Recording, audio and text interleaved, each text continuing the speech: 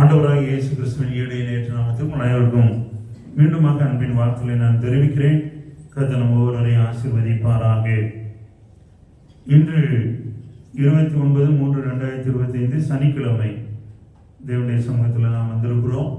இந்த நாளுக்குரிய சிலுவை தியான வசனம் 2 கொரிந்தியர் புத்தகம் 13ஆம் அதிகாரம் 4ஆம் வசனம்.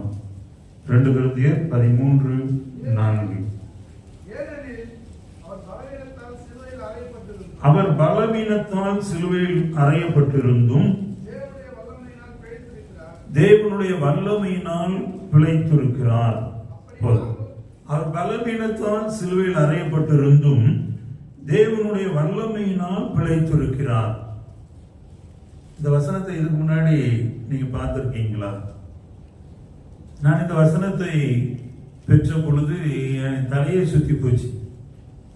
என்ன ஆண்டவரே, இது சிலுவையில் நீர் அடிக்கப்பட்டது எங்களுக்காக, தேவன் ஒருக்கினார், இப்படிலாம் நான் தியானம் பண்ணியிருக்கேன். ஆனா இந்த வசனம் சொல்றது பாருங்க, ஏனெனில் அவர் பலவீனத்தால் சிலுவையில் அறையப்பட்டிருந்தோம். இயேசு சிலுவையில் அறையப்பட்டதற்கு இந்த வசனம் டைரக்டா நீங்க வெறும் வசனத்தை படிச்சீங்கன்னா அவருடைய பலவீனம் காரணம் அப்படின்னு சொல்ற மாதிரி இருக்கு. அவருடைய பலவீனம் சொல்லுவாங்கல்ல, அவர் இந்த விஷயத்துல ரொம்ப வீக் சார் அப்படின்னு சொல்லுவாங்க. புரியுதா உங்களுக்கு? அதான் பலவீனம். எல்லா மனிதருக்கும் ஏதாவது ஒரு பலவீனம் இருக்கும். அது பல விஷயங்களில் இருக்கும். பணத்தில், மற்ற காரியங்களில் இருக்கலாம். ஆனா இங்க இயேசு சிலுவையில் அறையப்பட்டார் என்று பவுல் சொல்லுகிற பொழுது அவர் பலவீனத்தால் சிலுவையில் அறையப்பட்டிருந்தோம். இதை புரிந்து கொள்வதற்கு எனக்கு ரொம்ப நேரம் ஆச்சு. ஏன்னா இந்த வார்த்தையை என்னால் அக்செப்ட் பண்ண முடியல. அவர் என்ன பலவீனத்தோடு இருந்தார், இயேசுக்குள்ள என்ன பலவீனத்தை நீங்களும் நானும் சொல்ல முடியும். ஆமென். இந்த வசனம் சொல்றது அவர் பலவீனத்தால் சிலுவையில் அறையப்பட்டிருந்தும். இப்போ ஒன்னு ஆண்டவர் எனக்கு சொல்லிக் கொடுத்தாரு, அவர் பலவீனத்தால் சிலுவையில் அறையப்பட்டார் என்று ஒரு ஸ்டேட்மெண்ட் இல்லப்பா. அது அவர் அறையப்பட்டிருந்தும் எதற்கா என்பதை சொல்லுகிறார். இந்த வசனம் ஆரம்பிக்கிறப்ப ஏனெனில் என்று ஆரம்பிக்கிறது. ஏனெனில் என்றால் அதுக்கு முன்னால ஏதோ ஒன்று சொல்றாரு. சொல்லிட்டு ஏனெனில், ஒய் பிகாஸ் என்று இந்த வார்த்தை வருகிறது. ஏனெனில் நீங்க அதுக்கு முந்தின வசனத்தை வாசிங்களேன். கிறிஸ்து எனக்குள்ளே பேசுகிறார் என்பதற்கு அத்தாட்சி தேடுகிறீர்களே, அவர் உங்களிடமாய் பலவீனர் அல்ல, உங்களிடத்தில் வல்லவராய் இருக்கிறார். பாருங்க, இங்க உங்களுடைய பலவீனத்தை குறித்து என்பதாக பவுல் எழுதுகிறார். உங்களிடமாய் அவர் பலவீனர் அல்ல. இவங்க சபையில அத்தாட்சி கேட்கிறாங்க. கிறிஸ்து எங்களிடத்தில் பேசுகிறார் என்பதற்கு அத்தாட்சி காமிங்க. கிறிஸ்து எங்களிடத்தில் பேசுகிறார் என்பதற்கு எங்களுக்கு அத்தாட்சி வேணும். கிறிஸ்து எனக்குள்ளே பேசுகிறார் என்பதற்கு அத்தாட்சி. ஆமென். நீங்க யாராவது இப்படி எல்லாம் கேள்வி கேட்டிருக்கீங்களா?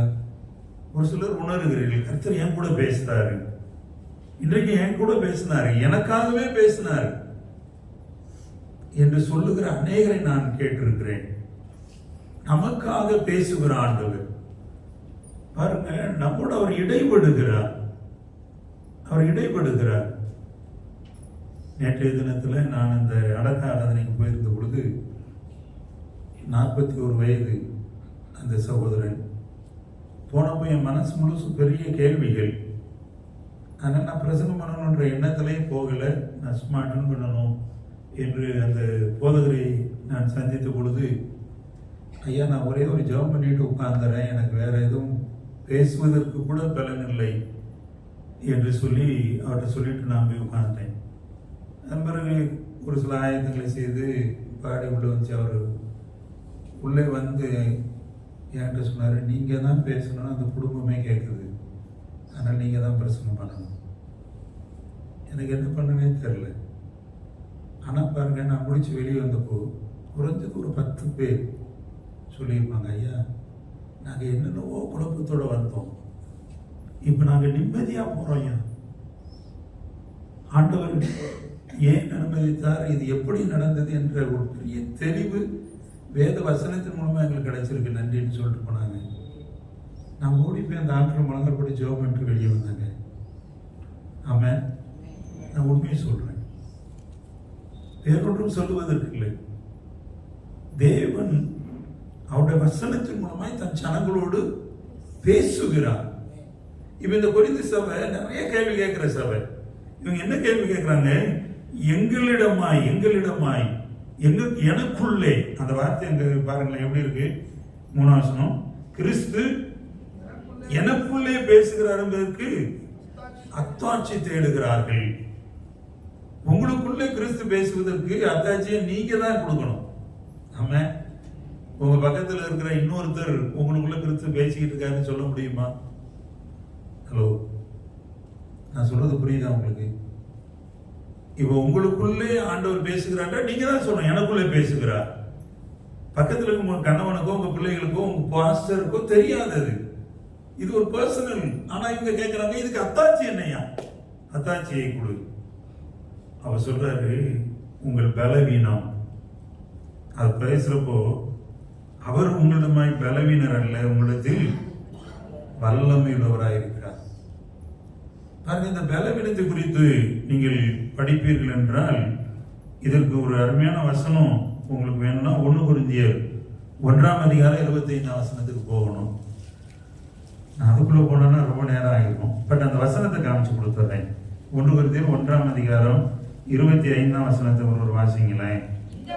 இந்தபடி தேவனுடைய பைத்தியம் எனப்படுவது அதிக ஞானமாய் இருக்கிறது, தேவனுடைய பலவீனம் எனப்படுவது மனுஷருடைய பலவீனத்திலும் பலத்திலும் அதிக பலமாய் இருக்கிறது. தேவனுடைய பலவீனம் திரும்ப அங்கதான் வருது. என்ன, இப்போ நிறைய பேரு ரொம்ப வீக்கா இருக்கிறவங்க, ஆகா நமக்கு சப்போர்ட்டா ஒரு வசனம் கிடைச்சிருச்சு, நிம்மதி, ஓகே அப்படின்னு சொல்லிடாதீங்க. இங்கே தேவனுடைய பலவீனம் என்று சொல்லப்படுவது, தேவனுடைய பலவீனம் எனப்படுவது மனுஷனுடைய பலத்திலும் அதிக பலமாய் இருக்கிறது. 1 கொரிந்தியர் 12 பவுல் தன்னுடைய சரத்தில் ஒரு முள் கொடுக்கப்பட்டிருக்கிறது, அது நீக்கும்படி 3 முறை ஜெபிக்கிறார். திரும்பவும் ஜெபம் பண்றாரு, திரும்ப ஜெபிக்கிறார். ஜெபிக்கிற பொழுது ஆண்டவர் சொல்றாரு, என் கிருபை உனக்கு போதும், பலவீனத்துல என் பலம் பூரணமாய் விளங்கும். ஆமென். உங்க பலவீனம் கிறிஸ்துவின் பலனாய் இருக்கிறது, உங்கள் பலன் கிறிஸ்துவின் பலவீனமாய் இருக்கிறது. உங்களுக்கு பலன் கொடுப்பதற்காக அவர் பலவீனர் ஆனார். உங்களுக்கு பலன் கொடுப்பதற்காக, உங்களுக்கு ஒரு ஸ்ட்ரென்த் கொடுப்பதற்காக அவர் வீக்னஸ் உடையவராய் மாறினார், பலவீனர் ஆனார். உங்களை பரிசுத்தமாக்குறதுக்கு அவர் பாவியானார், உங்களை நீதிமான்களுக்கு அவர் அடிமையின் ரூபம் எடுத்து வந்தார். அப்ப உங்களுடைய பலவீனங்கள் சிலுவையிலே அறையப்பட்டு இருக்க வேண்டும். உங்களுடைய பலவீனங்கள் இன்னைக்கு அதிகப்படுத்திக் கொண்டே இருக்கிறது என்றால் அதை நீங்க நிறுத்தணும். இந்த 2 நாட்கள் உங்களுடைய பலவீனத்துக்கு ஒரு முற்றுப்புள்ளி வைக்க முயற்சி செய்யுங்கள். பலவீனம், தேவனுடைய பலவீனம் என்பது உங்களை பலவீனமாய் ஆக்குவதில் இருக்கிறது. உலகத்தில் பைத்தியமானவைகளை தேவன் தெரிந்து கொண்டார். எதற்காக? தன்னுடைய பலத்தை நிறைவேற்றுவதற்காக. அதற்காக அவர் பலவீனரானார், அவர் பைத்தியமானார். கிறிஸ்துவுக்குள்ளே உங்களை வெற்றி சிறக்க பண்ணுவதற்காக அவர் தோல்வி அடைந்தவர் போல் தொங்கினார். எதற்காக? உங்களை வெற்றி சிறக்கிறவர்களாய் மாற்றுவதற்காக. தேவனுடைய பலவீனம் என்பது உங்களுடைய பலன். எத்தனை பேர் நம்புறீங்க? ஆமென். என்னை பலப்படுத்துற கிறிஸ்து என்னோடு இருக்கிறார், எல்லாவற்றையும் எனக்கு பலன் தருவார். ஒரு நேரம் சொல்லுங்க, என்னை பலப்படுத்துற கிறிஸ்து என்னோடு இருக்கிறார். எப்பெல்லாம் உங்க இருதயம் சோர்ந்து போகுது சொல்லுங்க, தேவன் என்னோடு இருக்கிறார். என் இருதயம் இனி கலங்காது, தேவன் என்னோடு இருக்கிறார். நாம் தொடர் தியானமாக அப்போஸ்தலர் நடவடிக்கைகளை தியானித்து வந்து கொண்டிருக்கிறோம். இன்றைக்கு அப்போஸ்தலர் நடவடிக்கைகள்ல பரிசுத்த ஆவியானவருடைய செயல் அந்தியோக்கியா பட்டணத்தில் எப்படி நடைபெற்றது என்பதை அப்போஸ்தலர் 11:19 தொடங்கி அந்த அதிகாரம் முடிய நாம் படிக்க அழைக்கப்படுகிறோம். இங்கே ஒரு நல்ல சூழல், நாம் அறிந்திருக்கிற சூழல். ஸ்தேவான் கொலை செய்யப்பட்ட பின்பு யூதர்கள், கிறிஸ்துவை விசுவாசித்த யூதர்கள் சிதறடிக்கப்பட்டார்கள். சிதறடிக்கப்பட்டவர்கள் பல இடங்களுக்கு போறாங்க. இவங்க அந்தியோக்கியாவிலும் போய் கூடுகிறார்கள். ஒவ்வொரு கிறிஸ்தவனும் இந்த அந்தியோகியாவை நீங்கள் அறிந்திருக்க வேண்டும். நீங்க அப்போஸ்தலர் நடவடிக்கைகள், ஆதி திருச்சபையின் வரலாறு இவற்றை படிக்கிற பொழுது இந்த பேரை சொல்லி ஆகணும். அந்தியோகியா சொல்லுங்க பார்க்கலாம். அந்தியோகியா. இந்த அந்தியோகியா என்கிற இடம் ரொம்ப முக்கியமான ஒரு இடமாக அது சொல்லப்படுகிறது. இந்த அந்தியோகியா எங்க இருக்குன்னா, அந்த வசனமே சொல்லுது, சீரியாவின் அந்தியோகியா, ஆன்டியாக் என்று ஆங்கிலத்தில் சொல்லுவார்கள். சிரியா என்பது உங்களுக்கு இப்ப தெரியும் இல்ல? இஸ்ரேல் மக்களோட யார் யுத்தம் பண்றார்? சிரியாவில் இருக்கிற ஹமாஸ் தீவிரவாத இயக்கம். கேள்விப்பட்டிருக்கீங்களா? சீரியா அப்படின்னா இஸ்ரேல் தேசத்துக்கு எதிராக யுத்தம் பண்ணுகிற ஒரு நாடு. அங்கதான் இந்த அந்தியோகியா இருக்கு. அங்கதான் பவுல் அப்போஸ்தலன் போய் ஊழியம் செய்திருக்கிறார். அங்கேதான் பேதுரு போய் ஊழியம் செய்திருக்கிறார். அங்கேதான் அப்போஸ்தலர் போய் ஊழியம் செய்திருக்கிறார்கள். அந்த அந்தியோகியா ஒரு கிறிஸ்தவ விசுவாசியின் வாழ்விலே ஒரு சிறந்த இடம். அங்கே பெரிய மாற்றங்கள் உண்டானது என்று நான் சொல்லுவேன். இங்கே நீங்கள் வாசிப்பீர்கள் என்றால் 11ஆம் அதிகாரம் 19 26 வரை வாசிக்கிற பொழுது, அங்கே அந்தியோகியாவில் சீஷர்களுக்கு என்ன பேர் வந்துச்சான்? வாசிங்க.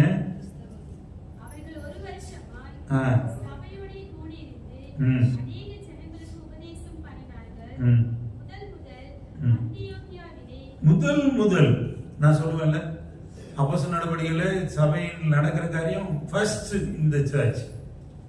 அதான் அந்த வசனம் சொல்லுது. முதல் அந்தியோகியாவில் சீஷர்களுக்கு கிறிஸ்தவர்கள் என்கிற பேர் வழங்கிற்று. 26 வசனம், 11:26 தேடிக்கிட்டு இருக்கீங்க நிறைய பேர்.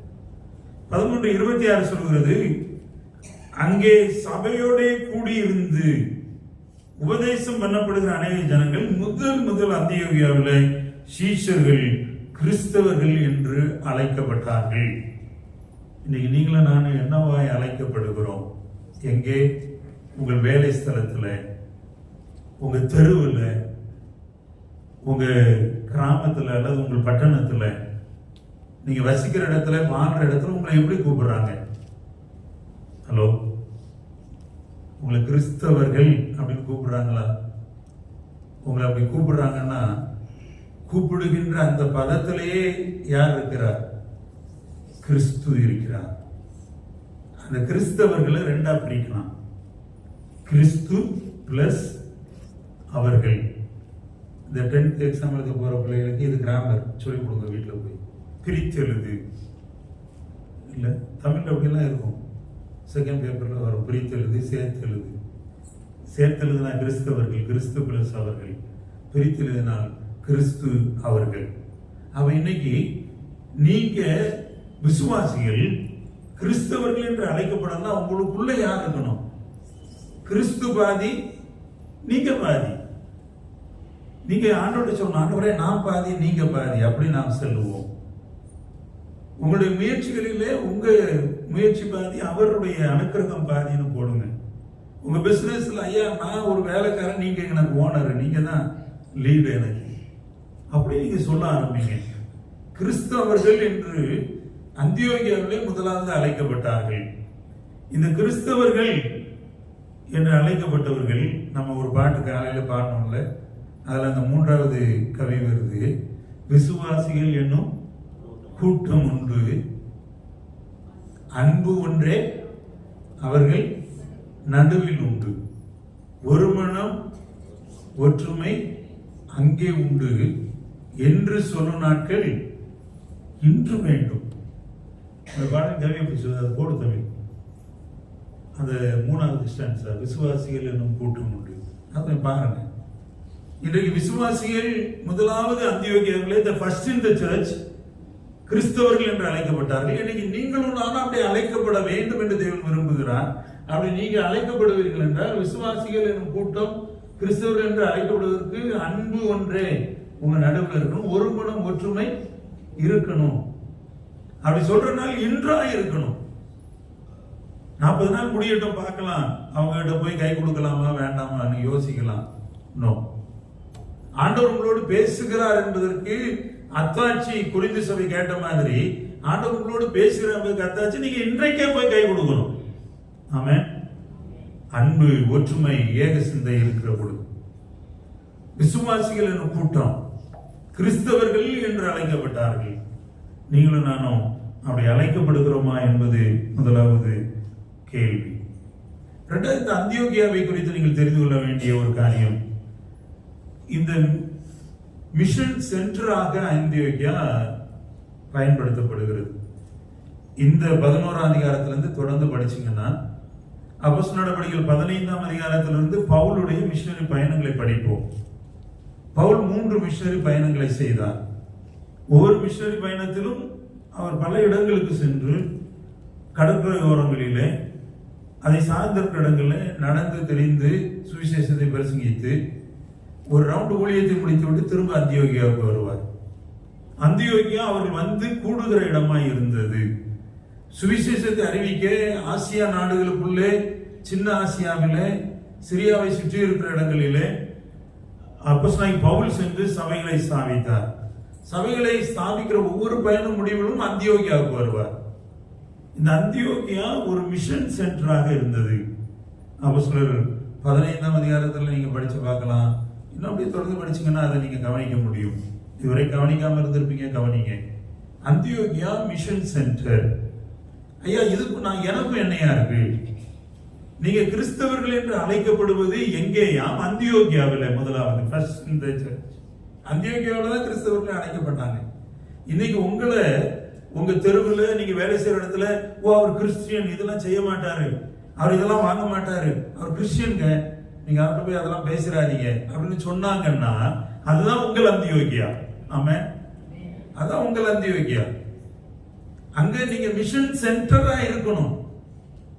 மிஷன் சென்டர் என்று சொன்னால் ஆண்டவருடைய ஊழியம் செய்கிறவர்கள் வந்து கூடுகிற இடம், ஆண்டவருடைய ஊழியத்துக்கு அனுகூலங்கள் புறப்படுகிற இடம், ஆண்டவருடைய ஊழியத்துக்கு என்று உதாரத்துவமான உற்சாகமான உதவிகள் புறப்படுகிற இடம். அதான் அந்தியோகியா. இந்த 3 மிஷனரி பயணங்களை பவுல் மேற்கொண்டார். ஒரு சிலர் சொல்லுவாங்க 4. அவருடைய கடைசி பயணம் ரோமா பயணம்.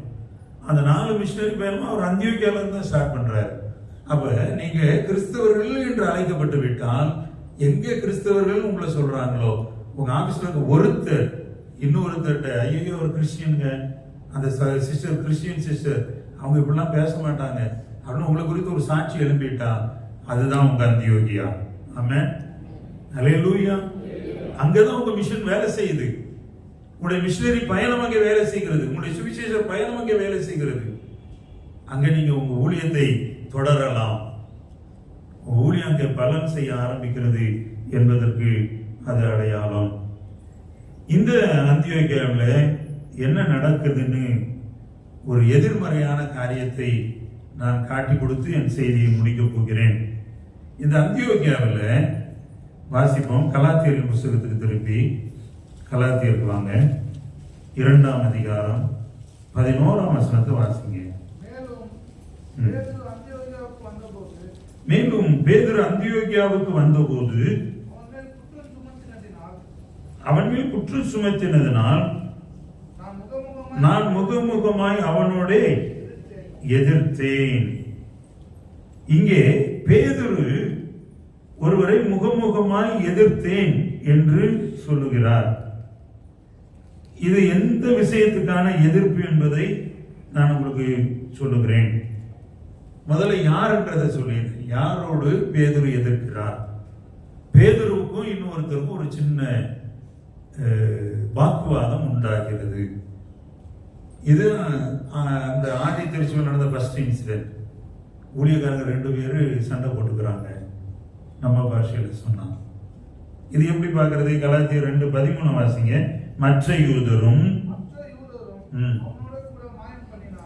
அவனோட கூட மாயம் பண்ணினார்கள். அவருடைய மாயத்தினாலே பர்னபாவும் இழுப்புண்டான். இப்ப பிரச்சனை யாருக்கும் இடையில? பேதுருவுக்கும் பர்னபாவுக்கும் இடையில. ஓகே, என்ன பிரச்சனை? 12ஆம் வசனத்துக்கு வாங்க. எப்படி எனில் யாக்கோபின் இடத்திலிருந்து சிலர் வருகிறதற்கு முன்னே அவன் புறஜாதியாருடனே சாப்பிட்டான். அவர்கள் வந்தபோதோ விருத்த சேதனங்களுக்கு பயந்து விலகி பிரிந்தான். பிரச்சனை ஒரு சின்ன பிரச்சனை என்னன்னா, இந்த பர்னபா ஒரு சில யூதர்கள் வருகிறதற்கு முன்பு புற இனத்து மக்களோடு யூதர் அல்லாதவர்களோடு உட்கார்ந்து சாப்பிடுறாரு. ஆனா ஒரு சில யூதர்கள் எருசலேமில் இருந்து யாக்கோபின் சகோதரர்கள் எல்லாரும் வந்த உடனே அவங்களுக்கும் இவருக்கும் தொடர்பு இல்லாத மாதிரி யூதர் அல்லாதவர்களை விட்டு ஒதுங்கி நிற்கிறார், விலகினார். அந்த வார்த்தை அங்க இருக்கு பாருங்க, விலகி பிரிந்தான். பர்னபா விலகி பிரிந்ததை பேதுரு கண்டிக்கிறார். பேதுரு என்ன சொல்றாரு, நீ இதுக்கு முன்னாடி அவங்களோட உட்கார்ந்து சாப்பிட்டீல்ல, இப்ப இந்த யூதர்கள் வந்த உடனே ஏன் நீ ஒண்ணுமே தெரியாத மாதிரி இருக்கிற? அந்த திருச்சபைகளில் இருந்த ஒரு பிரச்சனை, ஆதி திருச்சபையில விருத்த சேதனம் உள்ளவர்கள், விருத்த சேதனம் இல்லாதவர்கள். யூதர்கள் ஏற்கனவே விருத்த சேதனம் பண்ணவங்க. இப்ப விருத்த சேதனம் இல்லாத ஒரு சிலர் ஆண்டவரை ஏற்றுக்கொண்டு இப்ப ரோம போர்படை தளபதி கொர்நேலியு 10ஆம் அதிகாரத்துல ஏற்றுக்கொண்டார். இவங்க வர்ற இந்த பயணத்துல கொர்நேலியு பேதுரு கூட என்ன பண்ணிருக்கலாம், வந்திருக்கலாம். கொர்நேலியு வீட்டுல உள்ள ஒரு சிலர், இந்த பேதுரு கூடவே இருந்தா நல்லா இருக்கும் போல இருக்குன்னு அவர் பின்னாடியே வந்திருக்கலாம். வந்தவங்க இங்கே பர்னபா அப்படிப்பட்ட யூதர் அல்லாதவர்களோடு சாப்பிடுறத பார்த்துருக்கலாம். இல்ல அவங்க பேதுரோடு வந்தவங்களோட பர்னபா உட்கார்ந்து சாப்பிட்டுருக்கலாம். அடுத்த நாள் காலையில கொஞ்சம் யூதர்கள் விருத்த சேதனம் பண்ணினவர்கள் எருசலேம்ல இருந்து வர்றாங்க. இவங்க வந்த உடனே டக்குனு பர்னபா எழுந்து என்ன பண்ணிடுறாரு, இந்த யூதர் அல்லாதவர்களை விட்டு விலகி பிரிகிறார். அப்பதான் அங்க ஒரு பிரச்சனை பாருங்க.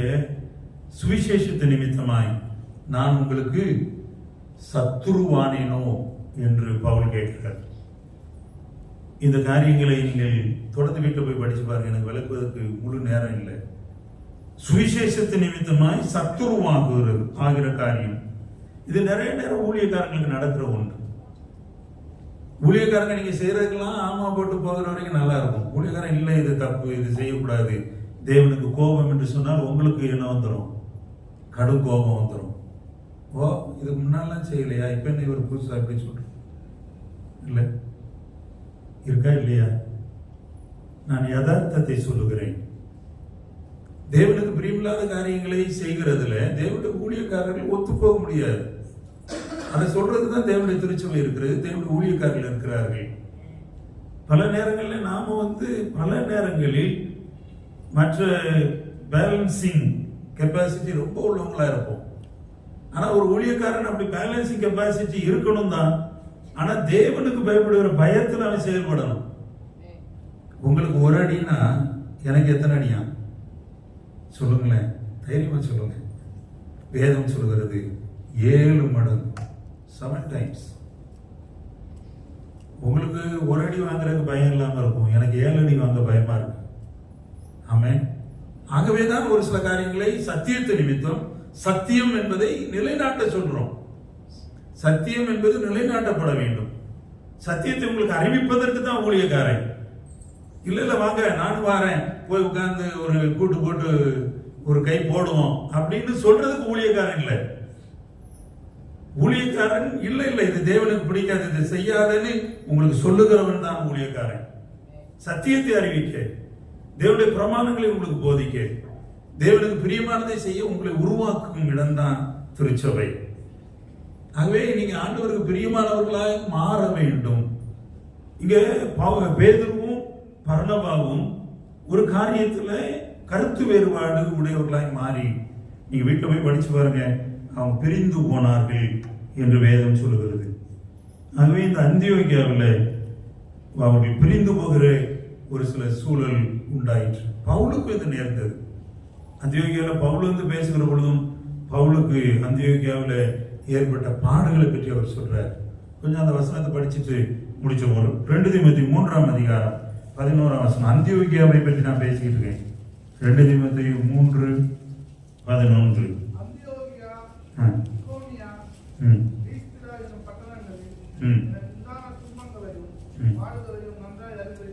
எனக்கு உண்டான துன்பங்களையும் பாடுகளையும் நன்றாய் அறிந்திருக்கிறாய்.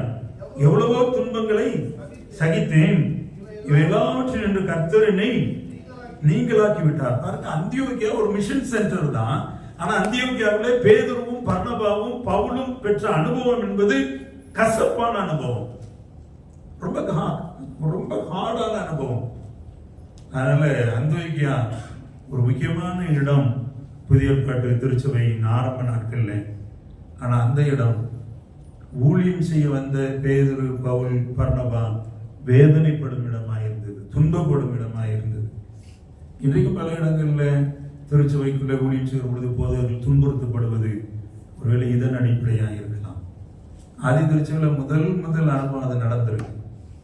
ஆகவே வரும் நாட்களில் நீங்களும் ஒரு அந்தியோக்கியாவாய் மாறணும், உங்களுக்குள்ள அந்தியோக்கியாவின் அனுபவம் வரணும். நீங்கள் ஆண்டவருக்கு என்று கிறிஸ்து அவர்கள் என்கிற சாட்சி பெற்று வாழ வேண்டும். அவருடைய பலவீனம் உங்களுடைய பலத்திலே விளங்கும். கண்களை மூடி ஜெபிப்போமா? அன்பின் பரலோக தகப்பனே, நாங்கள் உங்களை துதிக்கிறோம், ஸ்தோத்தரிக்கிறோம். இதுவரைக்கும் தேவனுடைய பலவீனம் என்று ஒன்றை நாங்கள் நினைச்சு கூட பார்க்கல.